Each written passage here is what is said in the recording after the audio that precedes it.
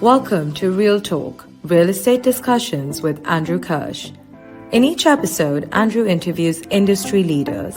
We'll hear their real-time opinions on today's market, their background and unique career highlights, and guidance for newcomers into the industry. You can find this show at sklarkirsh.com and on YouTube, LinkedIn, Apple Podcasts, Spotify, Google Podcasts, and more. Now here's the host of Real Talk, Andrew Kirsh. Welcome to another edition of Real Talk. Today on the show, I have Mark Silver, the co-founder of Bold Capital and Sunday Capital.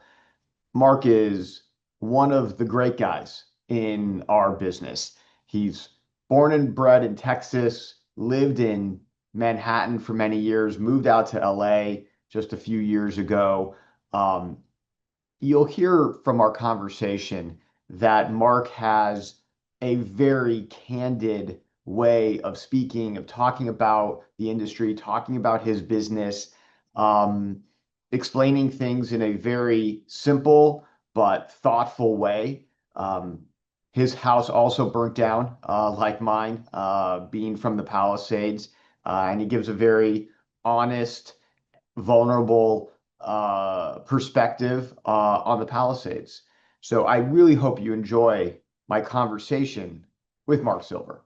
Welcome to another edition of Real Talk. I'm here with my good buddy, Mark Silver, Bold Capital, Sunday Capital. What, any other titles? We have a lot of titles Yeah. in real estate. You got to do a bunch of different verticals, but Bold and Sunday work. Well, thanks for coming to my office and traveling, I guess, east or no, you're currently West Hollywood, so traveling west to Century City. For my audience that may not know you, talk about your company or companies, the empire that is. We do a lot of things in real estate, but we really started our careers buying multifamily in New York City, actually, in the 2000s. And that was an interesting business at the time. We kind of didn't know what we were doing, but bought some buildings and then actually started a brokerage business. In New York City, it's very common for you to hire a broker to lease an apartment. And we found when we were buying these initial buildings that no one wanted to do it. So I actually created a fairly big business where we're doing about 8,000 apartment leases a year. And from that business started buying again. And when New York City started having some issues, we said, you know what, maybe we should go somewhere else. Got a call from someone out in LA. And they said, you guys should buy and do the same value add business plan you guys are doing in New York. Started buying out here in 15, 16. I bought a bunch of buildings. And realized also kind of like we started the brokerage that no one kind of figured out how to do value add lending. We were very frustrated about it. And so that's why we called it Started Sunday. It's interesting, actually, when I look back and just telling that story is LA's turning into New York a little bit. All the reasons we came to LA originally and thought it was a really interesting opportunity back in 2016 are starting to feel a little bit like we were feeling like in New York when we were trying to leave. Yeah. So it's kind of coming full circle. So give us a little background on the New York apartment scene, because I know there were some seminal legislations and court decisions that completely changed the Manhattan or New York in general apartment industry. Yeah, New York's always had very aggressive, what we call rent control or rent stabilization laws. They actually define them differently. About 50% of the housing stock, it's changed, but about 50% of the housing stock is controlled in some manner in New York City. And what had happened as the city council and other parts of the legislation and government have become more extreme, they started putting more policy that prevented you from doing business plans, in essence. And so what happened was there was a law that happened in 2018, that basically prevented you from increasing rents when you had a vacancy. Right. So it was a vacancy control. Yes. So there's no more what we call vacancy decontrol. Right. So they controlled your rent through vacancy. So the best example I can give is you had a building, it was built maybe 100 years ago. You had a tenant that had lived there for a very long time. They were paying $200.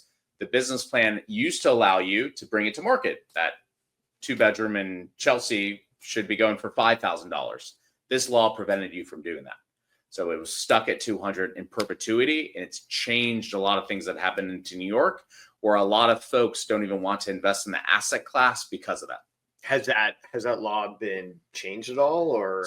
So there was some expectations when it came out that this was so extreme that things would change. We are sitting in 2026. It has not changed. Well, it's actually 2025. Oh, 25. But yeah. By the way, Long year. I had a breakfast this morning Yeah. where I forgot how I met the person Yeah. that was having breakfast. I said, "Excuse me, I have post-fire brain." Yeah, I so do there too. are certain things, like simple things, like Yeah. what year it is, maybe your age, Yeah. the name of your 100%. wife. There's all the you're things. gonna forget. The 100%. We'll get into the fire later, but anyway, I cut you off so I could correct you as to what year we're living in. No, but it's been 7+ years. It has not changed. The funny thing is, since the law has been enacted, and especially since COVID, New York City rents have gone crazy. And some of the reasons is the supply is constricted because you can't change it. Some of the owners, because of this law, are actually keeping their units vacant because the last thing they want to do is either have to fix the unit because they don't have the money to do it, or re-rent it at $200 and be controlled for another 30, 40, 50 years. So it's completely, it's creating an opposite effect that the legislature wanted, which was, improve the affordability for New Yorkers. We find that a lot in these laws that actually think they're well-intended and people actually want to help folks. And the laws actually do the exact opposite. They restrict supply. They actually increase rents across the board and don't let the competitive market and the private market actually do its job, which if you put more supply to help the demand, rents go down. Right. Similar to what we're seeing here in LA. So you moved out to LA in what, 16, 17? Yeah, something? Exactly. We were excited. One of the reasons we also left New York is there is this tax law in New York where they don't tell you how they figure out your taxes. For property taxes? For property taxes. Mm-hmm. So any given year, your property taxes could be whatever they kind of decide. There's no real set formula. Yeah. There's rules of thumb, like they try to go against gross rents. So one of the best things we loved about California is someone told me, when you buy that building, your taxes are set upon purchase. I mean, it was just so mind-blowing to us. You're like, wait, hold on. You can increase rents and you can do all these things and your taxes are set. And so that was a huge benefit. And the other benefit was, we've seen this across the country, but at least when we came here in 2016, no one was doing a heavy value add business plan, which means what we're known to do is we go into buildings, we try to fix them to the best of our ability. We usually spend a lot more money. So where the average person may spend 10 to 20, we spend 50, 80, 100K per unit. Mm-hmm. And we really try to change the rent roll. No one was doing that. But if you're going to spend that much money per unit, how long would it take you to recoup that money? How much can you increase rent in order to make that work? So we always like to have a rule of thumb that we like the payback rule of 4. So like if we put in $1, we want to get payback in 4 years. Okay. And so when we came to LA, we had a lot of instances where we would get a unit back and they were paying maybe similar, not maybe $200, maybe they're paying $500. And the rental spread was so great that we could maybe get $3,000, $4,000, $5,000. Spending that type of money let us give that rule of thumb. In some instances, we're getting paid back in 2 to 3 years, but in most instances, we're getting paid back in at least 4. Mm-hmm. That math works. As the cost of construction went up, mm-hmm. as the cost to get the units back went up, and as the rental spread actually, funny enough, has gone down in LA. Because rents have come down, the market rents have come down? LA's experienced something different than most of the country. So we like to call it, I call it the COVID upswing. And so a lot of the country during COVID actually saw rents go bananas. Yep. LA was pretty flat. So I wouldn't say it was down. It certainly wasn't up, but it was trending flat. Would you say because for the first time there were more people moving out of LA than moving in? I think there was definitely some demand that was waning. Mm-hmm. One of the nice things about LA is there's never oversupply. So it wasn't that rents were going down, but yes, demand was waning compared to what we were seeing when I moved here in 2016, 17, 18, 19. And what's happened since is actually really fascinating. We were talking about this. A lot of those markets that had that COVID upswing actually have been hurt over the last year or two. We've actually seen massive rent decreases. Actually, I think a lot more than what's publicized. And in LA, again, we've been sitting flat. But if you ask me over the last 6 to 9 months, what I've seen in the rental market, it's one of the worst rental markets I've seen in LA in a very long time. I would say rents are down maybe 10 to 15%. And there's a lot of factors that go into it. Some of them are recessionary and what's going on just with the overall economy. But a lot of the policy that's happening in LA, the city council did something last week I thought was really interesting, but it's just a great example of what hurts LA. They proposed that workers that work at hotels and other places like that get $30 an hour, right? Which I think we're all, on the surface, that sounds great. Like people that work in hotels should get paid more. That sounds great. But if you ask the hotel owners and the people that actually are driving business in LA, there's going to be a lot less hotels, a lot less tourism, a lot less people that are working in those hotels. It actually has the opposite effect.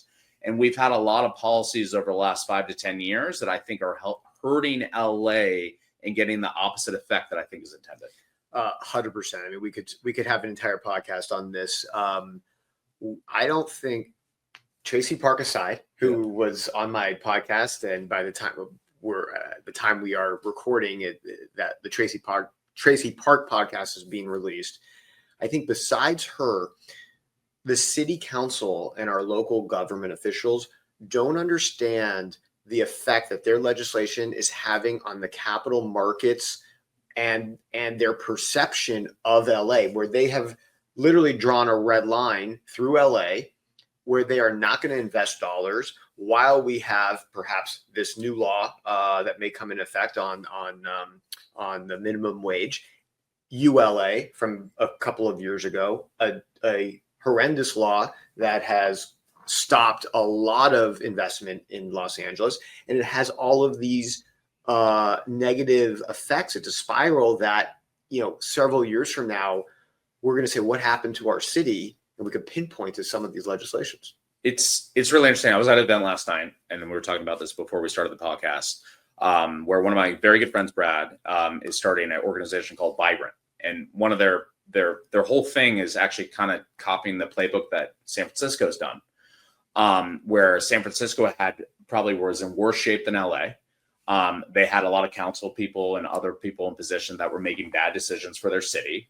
The group of people decided to take the city back, and they've done so. And actually at the event last night, people were all talking about how they want to invest in San Francisco and how it's having such a resurgence. Some of that's office, some of this, but a lot of it has to do with them changing this momentum we're talking about that's happening in LA and change it in San Francisco to have a positive story of things are getting better. Crime's getting better. The city council is actually pro-business. All the things. LA should be having that moment. We have two of the best things coming up in LA. We have the World Cup and the Olympics.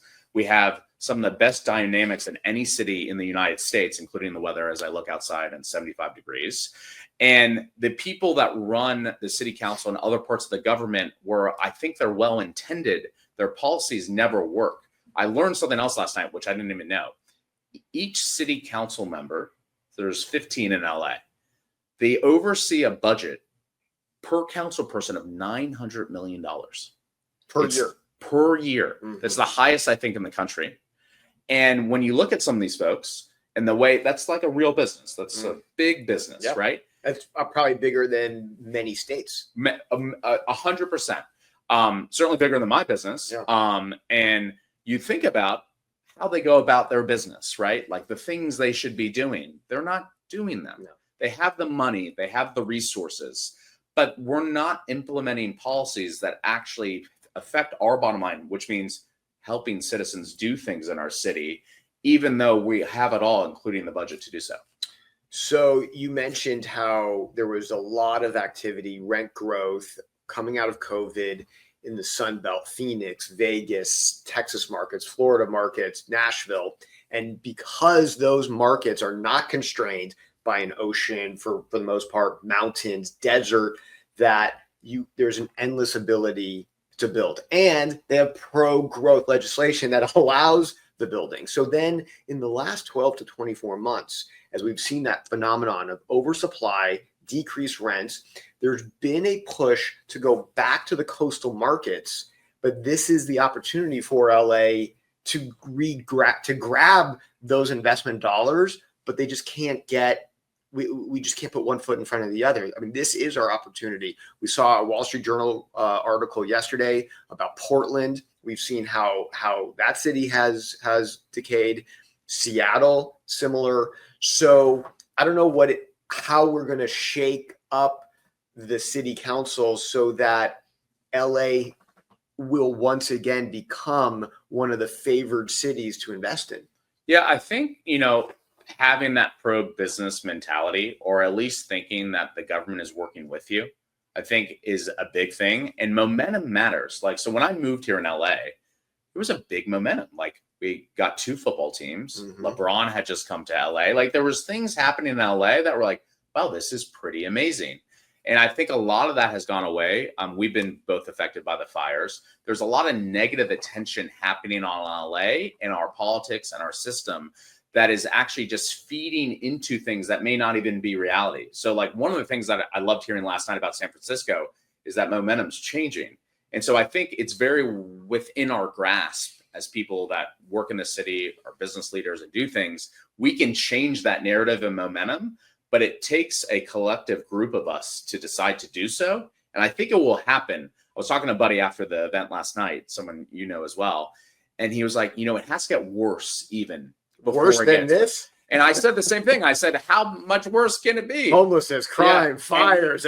And he was like, well, LA's still pretty good. And like, it is, because it's such an enjoyable and such a great city. But there's a lot of that attitude that it's just not that bad. So I have hope. The fundamentals of LA are great. That's one of the main reasons we invest in it. The supply demand's great. The job growth's great. There's things about the city that are just great. But at the end of the day, it's hard sometimes to buck momentum until it changes. Are you still buying apartment buildings in LA? Are you still continuing that business plan? Yeah. So this is interesting. When we look across the country, one of the biggest things that we focus on is yield. So there's 2 camps of buyers right now, in my opinion. One camp of buyers is all about the value. And they tell you, Andrew, can you believe it? I'm buying a 2021 vintage. It's $200 a door. It's $300, below replacement cost. All that. And I would never be able to build this again. Yep. And I get that story. And, that's an interesting story. We care less about that story, mostly because of my yield in that story never makes me money. It's great that I'm on all these metrics sound good, but I'm not really making money. And so what we've been saying on a cash on cash. On a cash on cash. So the number one metric we care about, again, I don't want my V to be upside down, but it's not my driving force. We're looking for yield that's close to 6 and above. And so it's hard to find. We've found some deals in LA, which I think are screamers that we bought recently that are 6 and above, where when I go and look in Phoenix and Dallas and Austin and Vegas and Portland, we've mentioned some of these cities, it's amazing, even though there's some dynamics and supply demand issues that I think we're aware of and are happening, the yields are still, they're competitive. So you're buying buildings that are pre-1960s? No. So like, we'll look at anything. I'll look at anything from a 2024 to, you could go 1900, but let's use 1960s as an example. And the funny thing is the yield on those aren't too different, right? Maybe the 1960s is slightly above, but we're talking like high 4s, low 5s in a lot of instances, with the difference. And one of the things I love about LA compared to other markets, I have a lot of certainty when it comes to LA real estate or California real estate. Some of it has to do with expenses, like my taxes are set. I know what my insurance is. Like, it's beautiful weather, so we don't have a lot of like weather related issues, like rain and all that type of stuff. And when I go to these other markets, my expenses are all over the board. So I have a lot less certainty. And the rental is not always what it appears. And so when I get a lease in LA or anywhere in California, quite honestly, I think it's actually usually under market. I'm like, oh, there's juice in this rent. When I see a lease in Austin, not to pick on Austin, but just to use Austin as an example, I don't know if that's true, if it's 20% below, if it's 20% above. Did they give 3 months concessions? Did they have 40% vacancy? Like, there's all these other questions. So there's a lot of certainty when it comes to California real estate, at least on when it comes to that yield side. And it's higher actually right now, which I think is a premium. And then when you go to these other markets, which may have better dynamics from a business culture standpoint, there's a lot of questions we have about, is it real? What's the actual yield? And can I actually make money off this Are deal? you concerned about the future of business in LA, for instance, the entertainment industry? Yeah, so like if you look at our portfolio, we own a lot in core LA. The market that's hurt us the most is Hollywood, and I think it's been a combination of COVID. It definitely got hurt during COVID for a variety of reasons, but also this Hollywood narrative. Yeah, Hollywood is Hollywood, right? And we are hoping for a resurgence, but a lot of the resurgence has not happened, and it definitely impacts that part of our city, no question about it. I know that Governor Newsom and some other folks are trying to bring it back with a variety of different things. Is it too late? It may be too late. Also, technology has changed a lot of these things. We saw it in New York. Like New York used to be one of the cities that was so interesting and different because you could have all these things at your fingertips in walking distance. With technology, all those things are within your fingertips because you have the technology. So you can be in Oklahoma City or in New York and maybe have a pretty similar experience of being able to access things. 10, 15 years ago, that was not the case. You had to be in New York City to access all those things. With the internet and AI and a bunch of other things, you can sit in Oklahoma City and have a similar experience. So I think forever that's changing. I think the biggest thing of what we started the conversation with is that business-friendly attitude. It may not be Hollywood, but there's parts of this city that if things got more friendly in the business climate, that will fix a lot of the issues that we're seeing, I think. So you have an extensive track record in buying in Manhattan, buying in New York, buying in LA. Are there other markets that you are looking towards? Yeah. So one of the things we've been able to do while buying's been difficult is start our debt business. Right. And it's been great because one of the things is we see a bunch of great operators do business plans across the country. And we see a bunch of markets that we don't operate in that we're able to get a firsthand look in. And I think like everyone in the country, like there's a real push towards going to the Sun Belt West. Like people like, for a lot of reasons, people want to live there. So in our debt business, we've been less focused on the Northeast and Midwest and more focused on the Sun Belt and things on the West Coast. And we think that thesis plays out. But we like markets, like we like the Carolinas, like we like Florida. I went to school in Atlanta. I like Atlanta. We like Texas. Like there's a lot of interesting things. But in this moment in time, I don't care where you are across the board. I think the coastal markets are really interesting just because they didn't see the COVID run up. And I find a lot of other markets have inherent issues that if you don't understand them from a pure operator standpoint, which usually means you need to be on the ground or you need to have real true insight of what's happening in your market, I think that you could be challenged in making sure you're picking the right asset. So we were at an event the other day in Chicago together. And one of the things that resonated with me was this felt like the first inning in a new cycle. In a lot of ways, I think that's true because things are so bad right now and rates are still so elevated that I think if you're able to find assets that play out in your thesis and you're confident in those numbers, whether you're a value guy or a yield guy, I think it's a great time to buy. So we like all those markets. I like most markets. It's really about the buy at the moment. It's less about the fundamentals. Sure.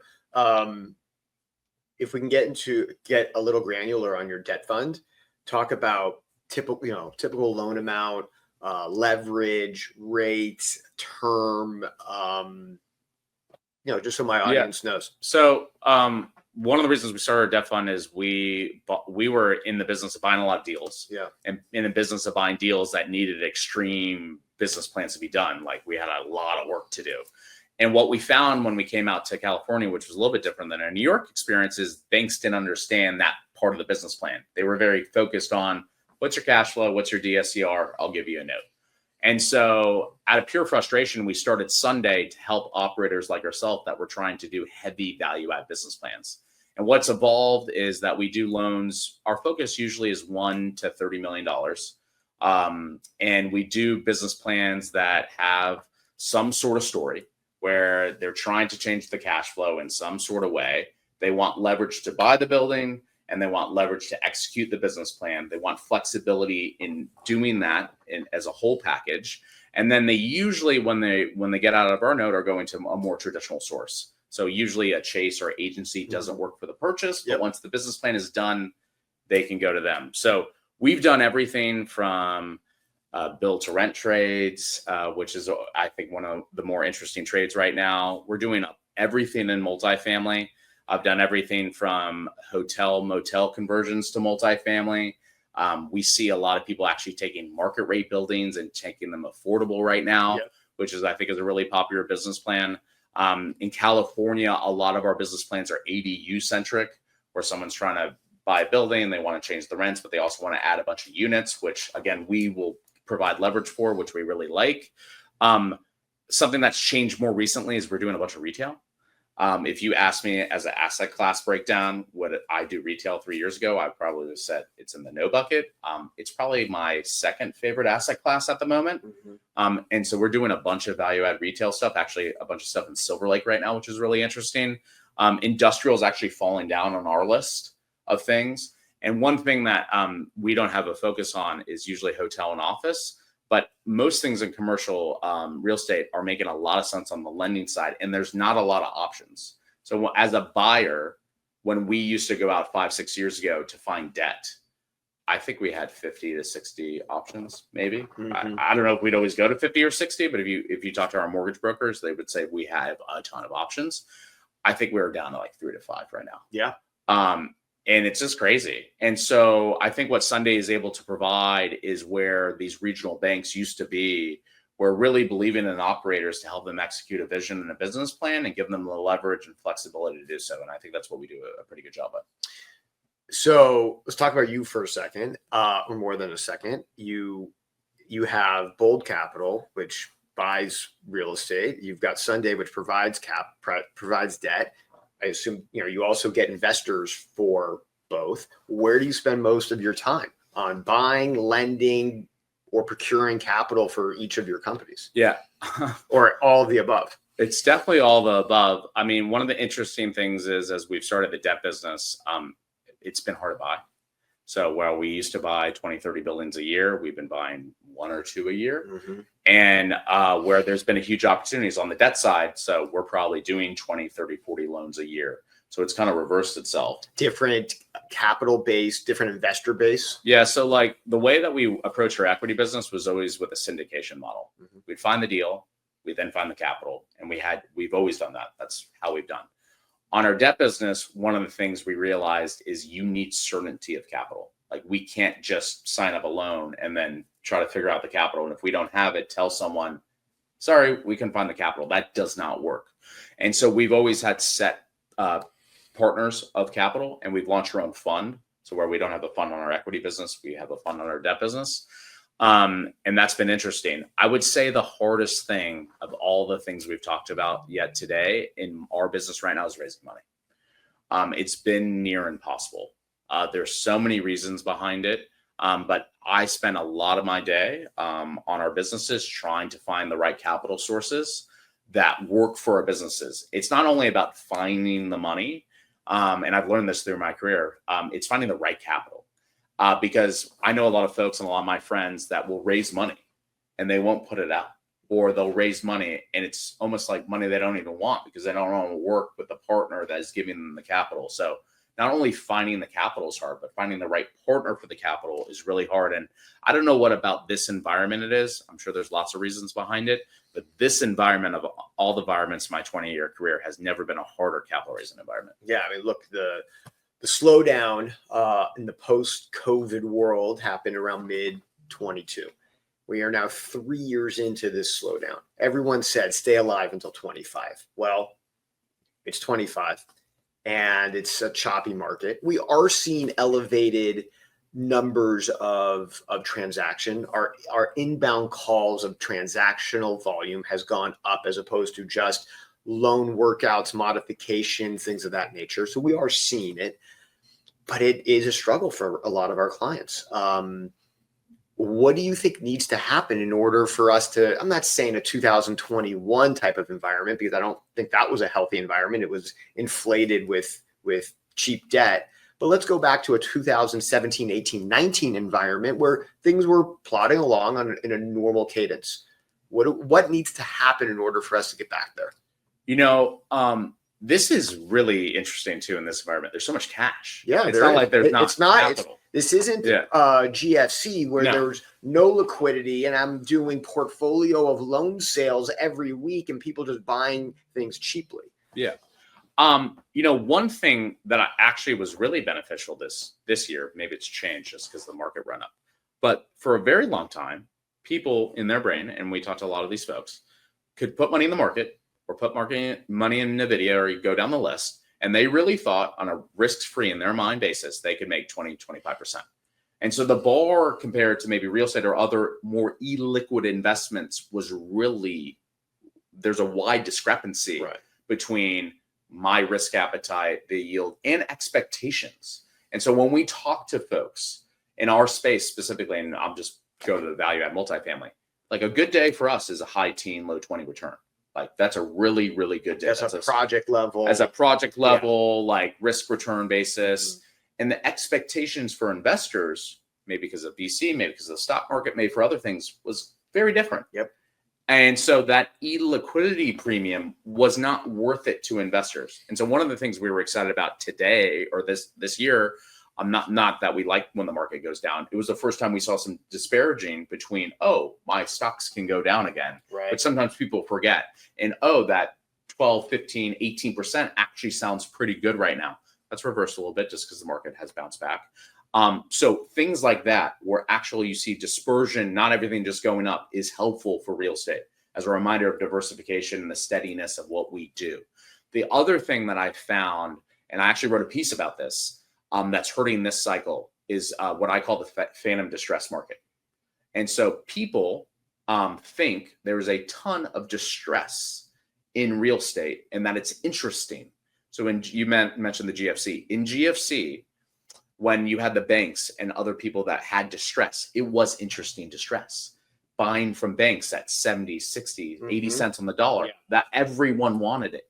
In this cycle, two things are happening. One, if banks are willing to do that, or people who hold these things are willing to do that, it's not interesting. Because even at those levels, it's still below where it would trade if it was a regular market deal. And on top of it, these deals have so much issues that the reason they're even in this position, there's so much work or deferred maintenance. We could go down the list of stuff. It's not interesting distress. And so I think there's a weird environment right now where people are expecting distress given what's happened in the rate market. They think there's all these interesting deals. And then when they're presented what's actually happening in the market, it feels like, ew, this doesn't feel good. I don't actually want this. And it's really stalled the market because the capital providers are sometimes stuck in those deals. So they're not interested in adding to more real estate in a variety of ways. And then I think there's an expectation within their investment committees that, no, we should just wait for this really interesting distress that we should be buying because that's what we did last cycle. But yet that hasn't come. And that hasn't come. So that's really, I think it's really mucked up the market, where a normal cycle where you have this upswing, you have this beautiful downswing, you buy up in the upswing, people are confused on what to do with it. I would have thought, though, that 3 years in of groups sitting on the sideline waiting for that incredible distress would say, okay, we just have to put money out. Our investors are investing with us to put money out.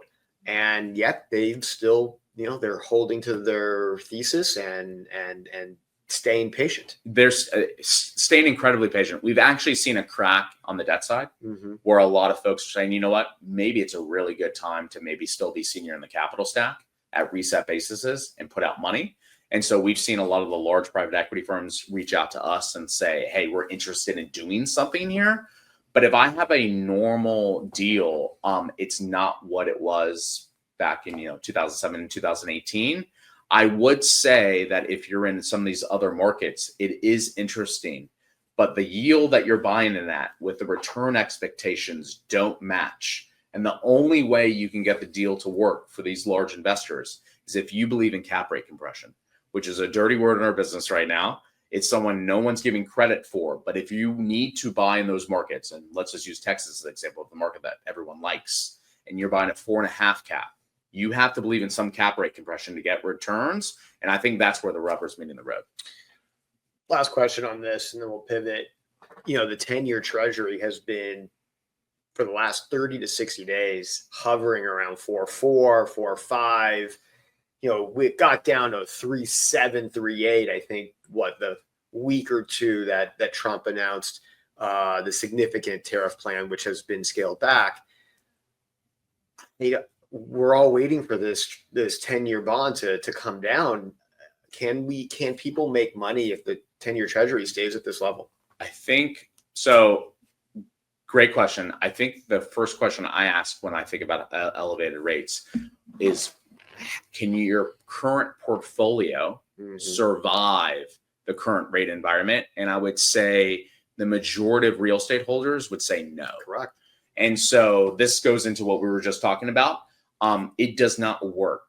You could have executed flawlessly, but with the Treasury, with where it is, you have cash-ins, you have other issues. Yeah. And so that's number one issue for me. So the real estate market is broken with Treasuries at this level. I think the good news is if Treasuries get to where you were saying, 3.7, 3.8, actually the market kind of self-corrects itself and is in a much better place. And we've had some glimpses of that. And it's funny just because how real estate deals work. You're like, oh, we're at 3.7, 3.8. And so you maybe sign up a deal. 100%. Like, all right, financing. let's go. And the weird part of this market is usually they're fairly stable. Like when Treasuries hit something, they're stable for months or 6 months or whatever it is. In this market, I don't know if we even have a week sometimes to like lock or not lock. Everything's upside down. So I would say the number one thing at these rates is everyone's portfolios are in trouble. And if they're not telling you that, I don't think they're telling you the truth. A lot of folks, including ourselves, thought that if we survived to 25, we're in a really good place. Yep. And so it's hard to play a lot of offense when you're worried about your existing portfolio and where Treasuries are. But I think the good news is, and I've been dead wrong on rates, but if rates come down to below 4, this real estate market works, and it works in a really, I think, efficient fashion. We just haven't seen it come down and stay down for a extended period of time. Yeah. All right. In our remaining moments, we're both Palisadians. Look, I grew up in LA. For somebody, where I know you did. Texas. You grew up in Texas. Yeah. You've been Texas, New York, yeah. LA. You were Palisadian. Home burnt down on January 7th. Just talk about what the last several months has been like. What have you been doing? Yeah, I mean, it's been hard. I think for people that know about the Palisades and people who certainly live in the Palisades, it's a special community. And so I'm not from LA, like a lot of folks, but I felt like I had my home in my community because of the Palisades. And so I think the weirdest thing that's been going on the last couple of months is I feel like a visitor in my own city. Mm-hmm. I don't know if you have this feeling, and I feel like I'm in a constant Airbnb because basically I am, which is a weird feeling when it's your city that you're living in. But the overall emotion is incredible sadness. Like we were talking about LA and the issues, and I think this feeds into some of that. Like this city should not have gone through what it went through, and it feels sad that we're going through it. But like one of the things that I talked to my wife about, which is really interesting, and it reminded me of a story. So when we first got to LA, my business partner rented a house in the Palisades. This was in 2014, 2015. And it was around the time that they had announced that Caruso was about to do what they were doing. But no one really picked up on it. They weren't like, oh, this is going to be like a magical place with this new, Caruso Village and everything. And until it was built, you didn't really see a run up in home prices in the Palisades, even though the Palisades was always this great place. And it got me think about the story. And in this rebuild, I think the same thing. Like I have this vision that the Palisades is going to be one of the greatest places to live in LA soon. And it's hard to see that right now just because of everything that's going on. But I could almost guarantee, and whether it's 4, 5, 6, 7 years, that if we sat back here in 5 years, you could see it. And so sometimes real estate takes that vision, and I certainly have that vision, which is giving me hope and some confidence in what's happening here, that this is going to get rebuilt. The Palisades may be better than it was before, and it's going to be an amazing place to be. And I think it's worth fighting for, where in a lot of instances where you have these natural disasters, sometimes people don't think it's worth fighting for. So I think that's been giving me a lot of hope and making the sadness go away, because I have this vision that the Palisades is going to get there, and I have confidence in it too. So you were raised in Texas. You lived in New York. You've been here for close to 10 years, right? 6, 7, 8 years. After January 7th, why did you stay in LA? Because we were talking to my wife was talking to brokers in Nashville and Austin and other parts of Southern California. I don't think until someone goes through what we've gone through, do you really know like what type of friends you have, what type of community. I think we had like 500 people like reach out and help us. Sure. And it could have been as simple as like giving you a toothbrush with, Yeah. or like Or making the clothes sure, or that the we are clothes wearing. we're wearing right now. Yeah. Because none of the clothes I have are they've all been given, which is amazing. On the side note, Yeah. I want to hear, my wife was at a breakfast today for our breakfast event for our kids' school. And I asked her, how was it? And she said, I just don't feel comfortable in the clothes that I'm wearing and seeing everybody wearing, what, and I know it sounds so materialistic, but it prevents her from wanting to go to events because she doesn't have what made her feel good. And I know it's materialistic, but it just makes it plays with your psyche. My wife has a similar feeling. She had a 30-year wardrobe that she's had for a long time. Yeah. It makes her sad getting dressed. And it makes her sad that she had, these same great feeling, things, these great things. And, she has anxiety about it, I think, quite honestly. And so do I. I think for the first couple of weeks, wore the same shirt or sweater for maybe the first 3 weeks. I went to the IMN conference in Laguna, and people wear sport coats, maybe jeans. I showed up in a hoodie and a t-shirt. It's all I had. I couldn't go to buy normal business attire, and I still have a tough time knowing of all the clothes that I had. I have PTSD about buying clothes. I don't know what it is. Yeah. It sounds like you do too, but there's something about when you go to purchase an item or like try to get something for yourself that feels very weird about what you're doing. Right. Yeah. Even though we're getting compensated from our insurance companies to do this, but it takes almost like an emotional hurdle to then go out and do it. Yeah. It's weird. I don't know. It's, the other thing that's been weird is all the stuff we had doesn't really matter. Right. Like you hear that, but I don't have any of my stuff, like not a single thing. And while I'm upset by it, I didn't need any of it. Like I truly see that. Like that didn't bring happiness to me. It didn't like fulfill my life. So like, that's been a really interesting perspective. But like one of the reasons we're in LA is the community and the people. And one of the things I didn't necessarily want for my kids, I have 3 kids. I have a 6, 4, and 1.5-year-old. That's probably been the hardest thing about the fire, is they have friends, they have a community, and they want to see us rebuild and be better. And so sometimes it feels like there's good options to go to the Nashvilles and Charlottes and whatever. But I think what will be sweeter is when we're back and have been rebuilt and have the same community and can stand up and said, we got through this. That sounds sweeter and better and just way more satisfying than saying I left. I didn't want to deal with this.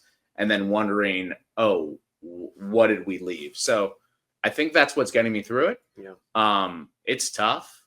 Insurance is really hard. I think if someone explained to me insurance was going to be this hard, I'd probably say they were crazy. But now that I understand it, I see why adjusters and lawyers work in this business. Yep. But yeah, it's been a very interesting experience, and I don't know. I'm grateful for the community. I'm grateful for the outreach. I think you had some similar like reactions to how many people care about you and what you do for the community, and I think is a big difference for us of not wanting to have to go rebuild that. Yeah, it's. I was there last week. I was giving a tour of the destruction to a YPO group in Orange County who wanted to come and see it for themselves. And when they are there for the first time, you don't realize the scope of the devastation. And then I'm talking to a client and a friend of mine who literally lives in the Riviera Palisades, not even 5 minutes from where we lived. And he even feels guilty that he is essentially unaffected. Yeah. Maybe there's some air residual environmental issues, but literally down the street is just National Guard still, and police and fire and construction workers, and just chaos 24/7. And so as I guess the issue for me and my family, as we get more distance from January 7th, the Palisades was in a corner of LA that most Los Angelenos will never interact, like go to the Palisades, never went to the Palisades. It was just in that corner, and that life has moved on. Yeah. Business has moved on. Conferences has moved on. And we are in our situation. Yeah. It's funny. Well, I have a lot of New York friends, and they're like, when I explain it to them, the way I explain it to them is like, imagine if the Upper West Side just got erased, but the rest of New York City was fully functioning. Yeah. You don't have to go to the Upper West Side. Like, Right. And a lot of people in New York City don't. Like, they never go to the Upper West Side. I feel like it's kind of similar in the Palisades. Like, you don't have to go through the Palisades. It's not like having to go through, Even Century City or Beverly Hills or something just because it's in the middle of the city. So I agree. One of the great things about it, and I'm sure you got this link the other day, they're rebuilding the kids area, the rec center. Yeah. And I just was looking at those photos. I don't know if you saw, but like they have the new baseball fields and the basketball and the this and the bricks. And that just like felt good. Like that felt like, oh, not only is it coming back, but this rec center could be a lot nicer and be a really staple of the community. So I don't know if it's fully forgotten. I think it's easy as an Angelino not to be affected just because of where it's located. I think it's one of the special things about the Palisades where it's located, but also probably hurting us. But yeah, it's a different feeling. And we're actually following it. So like as a real estate guy, we're following all the lot sales. I'm sure you are as well. Of course. And there's a lot of statistics that happen after wildfires. I don't think this fire is going to follow those statistics. Like one of the major statistics after wildfires is the majority of homes never get rebuilt. Like that, if you look at Maui and I think at Paradise, I think they're well below. Maui's even lower, but I think Paradise is well below 20%. I don't think you'll see the same statistics in the Palisades because it's a very liquid market. But I actually am expecting a major change in what's happening. So I think a lot of folks that are in our position are getting through the school year. And once the school year is over, I think you're actually going to see a lot of people react in a different way. And it may be like, I just can't do this. Let me sell my lot and move on. Because we've seen some lots, but I think you're going to see a major influx of lots. And there's tons of buyers for it. It's just how the price adjusts for it and who's going to rebuild it. So sadly, I think a lot of people that live in the Palisades and have for a long time aren't moving back. I do think there's going to be a new crop of people that obviously come and a new crop of developers that are developing in our city. But I think you're going to see a major demographic and just population shift on what was there a year ago and what's going to be there in 5 years. Yep, no, completely. Well, look, first, Mark, I want to thank you for coming on to the show. Congratulations to all your success at Bold and Sunday, and also just being candid and sharing your thoughts with respect to the Palisades. I know we've all gone through a lot. You've gone through a lot. I've gone through a lot, and I appreciate our friendship and hopefully many good cycles yet to come. Yeah. I said 26 because clearly I'm looking forward. We're all looking for 20. Yeah, to get out of this year didn't 25. start great. So I appreciate it. I think you're a leader in the community. What you do for all of us, including the real estate community, is great, and I really appreciate being on here. All right, man. Thanks. Take care. Yeah. Thank you. You've been listening to Real Talk, Real Estate Discussions with Andrew Kirsh. You can catch prior episodes at sklarkirsh.com and on YouTube, LinkedIn, Apple Podcasts, Spotify, Google Podcasts, and more. Thank you for your positive reviews, comments, and for sharing the show with others.